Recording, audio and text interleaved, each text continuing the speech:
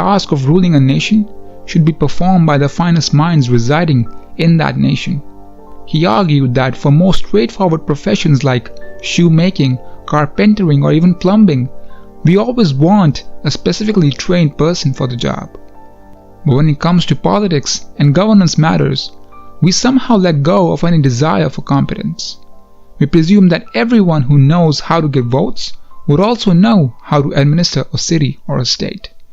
And thus, we let democracy turn into demagoguery, regardless of their training or whether they have any specific preparation and technical competence. Any person is deemed to be fit for office if they can present themselves as desirable. When we are ill, we do not ask for the most good-looking or the most well-spoken physician. We want someone who has the requisite knowledge to diagnose our ailment and the authority to prescribe a treatment.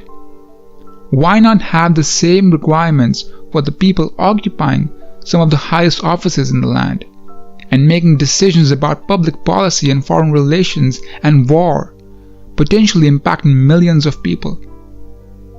Someone with specific on-job training would always be more likely to make decisions that fall within the circle of common good. Plato suggested that every person should have an equal chance to showcase their ability and make oneself fit for the complex administration tasks. Only those who have proved their competence should be eligible to rule. Public officials should not be allowed to hold office without specific training. To be suitable for higher office, a person should first have held a lower office well. Only with such checks and balances can we find the people best suited for office, who will rule for the common good and eliminate incompetence from governance.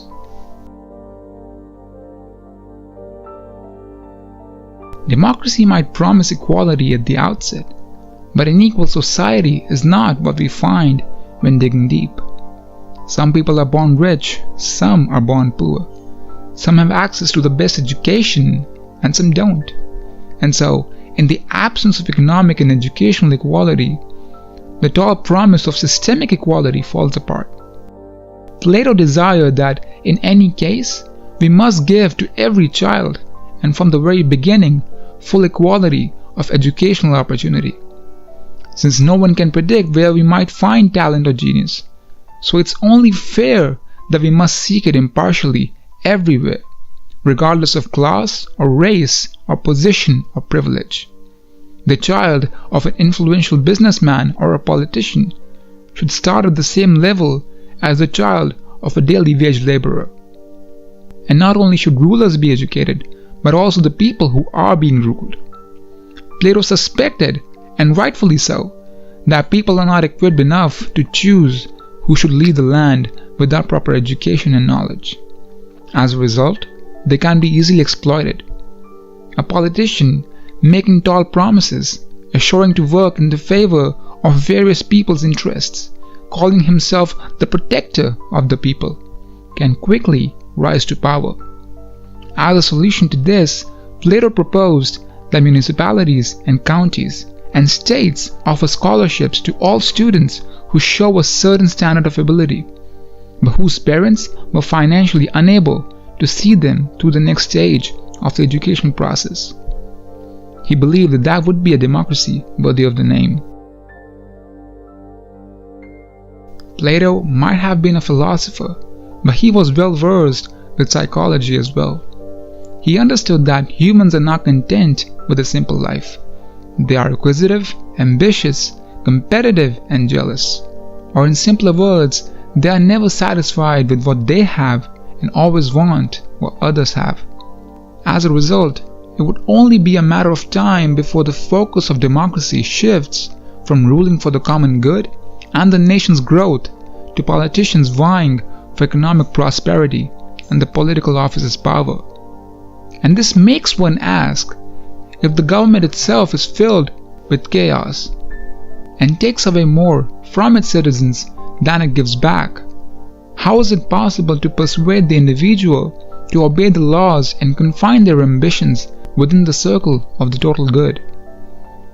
To deal with this, Plato suggested that leaders and heads of state should set aside every other business and dedicate themselves entirely to the maintenance of governance, making this their sole profession and engaging in no work which does not fulfill this objective.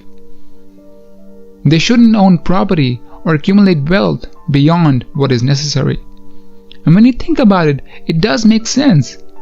Would it be ideal if a surgeon or a construction worker focused on anything else than the work that they are expected to do to the best of their ability?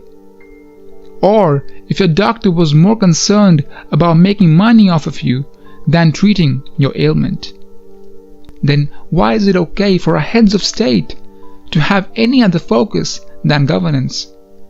Unless this conflict of interest is eliminated, democracy cannot be efficient and the nation cannot achieve its peak potential. It might seem like revolutionary thinking today, but even 2000 years ago, Plato held the opinion that the division of labor must be by aptitude and ability, not by gender, and that there should be no discrimination based on the grounds of gender, especially in education. He believed that a girl should have the same intellectual opportunities as a boy, the same chance to rise to the highest positions in the state. And if a woman shows herself capable of political administration, she should be allowed to rule.